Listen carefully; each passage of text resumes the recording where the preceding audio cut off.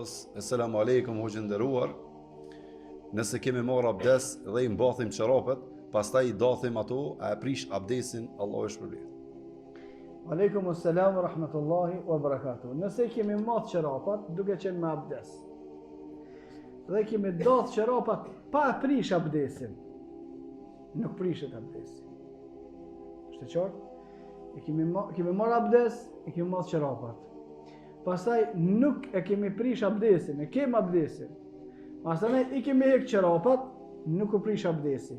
Por nëse u prish abdesi, pastaj i ka shfryzu çorapa i ka dhënë mes kur u fal, ka marrë abdes pjesën tjetër dhe çorapa i ka dhënë mes, pastaj i ka dath çto çorapa, unë mendoj te mendimi se prishet abdesi komplet.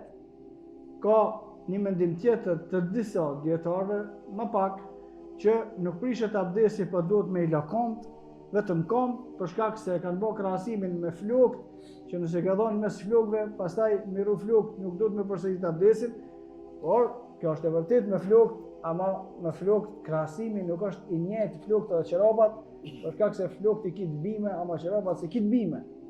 Çorapat i ke vesh vet, flokët i ke pas të kanë dalë, edhe kur i hek flokët, apet flokët kanë met aty, nuk i ke hek edhe me hek edhe kret likurën, apet nuk duhet me marr abdes, por çorapat janë dispozit tjetër, edhe pse ajo është mendim i respektuar që thonë me i la vetëm kam, por unë kujtoj që më saktë është nëse në hek çorapat pasi që u prish abdesi dhe u përdor një herë mesi, kur heken çorapat prishet komplet abdesi, vallahu a'lam.